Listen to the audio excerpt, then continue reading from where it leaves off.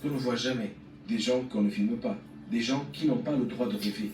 90% de la population à Dubaï est étrangère. Pas expat, hein? Pas influenceurs ni entrepreneurs. Des travailleurs, de vrais travailleurs. Inde, Pakistan, Népal, Bangladesh, c'est de là qui viennent les petites mains de Dubaï. Ils construisent les buildings, nettoient les piscines, servent dans les hôtels, réparent les routes. Ils sont partout, et pourtant invisibles. Et leur vie n'a rien à voir avec celle qu'on te vend. Certains vivent à 10, 15, parfois 20 dans une chambre. Sans intimité, sans clim, sans droit de se plaindre. Ils bossent 10 heures par jour sous 45 degrés, 6 jours sur 7. Et pour combien? 200, peut-être 300 euros par mois. Parfois moins. Quand ils arrivent, on leur confisque leur passeport. Officiellement pour sécurité administrative. En vrai, pour les empêcher de fuir. Certains restent coincés des années, parce qu'ils doivent rembourser un visa, ou simplement parce qu'ils n'ont plus rien chez eux. Tu te souviens de ces villas à plusieurs millions, des rooftops avec piscine privée? C'est eux qui les ont construites, mais eux ne verront jamais l'intérieur. Derrière les tours en verre, il y a des dortoirs insalubres. Derrière les restaurants étoilés, des cuisines où on ne rigole pas. Et derrière les sourires des hôtels, de la peur. La peur de perdre son boulot, la peur d'être renvoyé, la peur d'être remplacé dès le lendemain. Alors ils se taisent, ils encaissent et ils espèrent, parce qu'ils savent qu'ailleurs, c'est pire. Mais à quel moment un rêve devient un cauchemar pour les autres? Dubaï donne l'impression que tout est sous contrôle.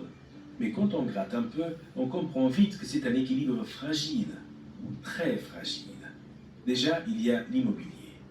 C'est le cœur du système. Dubaï vend du rêve en mètres carrés. Des tours, des hôtels, des villas de luxe, des quartiers qui sortent de terre à une vitesse folle. Sauf que ça fonctionne tant que les gens achètent. Et en ce moment, ils achètent. Beaucoup. Russie, Chine, Europe. Tous ceux qui ont de l'argent cherchent à le mettre à l'abri. Et Dubaï leur tend les bras. Mais ça fait exploser les prix.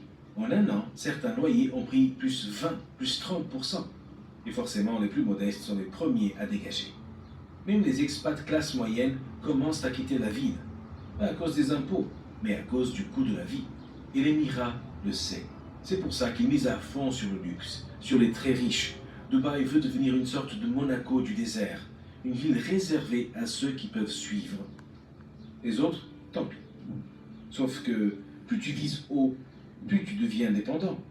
Dépendant des capitaux étrangers, du tourisme, du climat économique mondial. Et justement, parlons-en du climat. En 2023, Dubaï a dépassé les 50 degrés. 50. Et ça pourrait devenir la norme dans les années à venir. Ajoute à ça la pollution, les problèmes d'eau, l'énergie nécessaire pour climatiser toute la ville. On est sur un modèle qui tourne à plein régime et qui chauffe. Vraiment. Et il y a encore pire, la montée des eaux. Les Palm Islands, les marinas, les complexes de luxe, tout ça est construit au ras de la mer. Une simple montée de 2 mètres et un tiers de la ville doit être évacué. Certains projets ont déjà été abandonnés. Tu te souviens de The World, cet archipel de 300 îles censé reproduire la carte du monde? Aujourd'hui, c'est vide. Des îles fantômes, trop chères, trop risquées. Même les riches n'en veulent plus. Et pourtant, malgré tout ça, la machine continue. Les chantiers reprennent, les yachts accostent, les investisseurs affluent. Mais tout repose sur une seule chose, que le monde continue d'y croire. Et ça, c'est peut-être la partie la plus fragile de toutes. Et maintenant? Alors oui, Dubaï continue de briller. Les chiffres sont bons, les projets pleuvent, les influenceurs sourient. Mais derrière les vidéos motivantes et les citations en anglais, il y a une réalité qu'on ne peut plus ignorer. Un modèle qui dépend de la souffrance des plus pauvres, d'un climat de plus en plus invivable et d'un système bâti pour quelques-uns au détriment de tous les autres. Dubaï ne va pas s'écrouler demain matin, mais ce qu'on peut dire avec certitude, c'est que ça ne durera pas éternellement. Une ville aussi rapide, aussi extrême, aussi dépendante des flux extérieurs, ça finit toujours par s'essouffler. Parce que pendant qu'on admire les gratte-ciel, il y en a qui dorment à même le sol. Pendant qu'on rêve de liberté fiscale, d'autres n'ont même pas le droit de quitter le pays. Alors, oui, Dubaï impressionne, mais Dubaï dérange.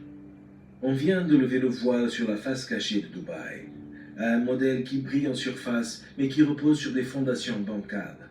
Et maintenant que vous avez vu tout ça, il y a une vraie question à se poser. Qu'est-ce que vous faites avec cette info? Parce que fuir un système, c'est pas juste changer de décor. C'est construire une vie qui tient debout, peu importe le pays, peu importe la météo. Une vie libre qui ne dépend ni d'un patron, ni d'un gouvernement, ni d'un modèle prêt à imploser. Et si vous voulez savoir comment poser ces bases-là de façon solide, Neige Douma a fait le travail. Il a listé les business en ligne les plus efficaces à lancer en ce moment.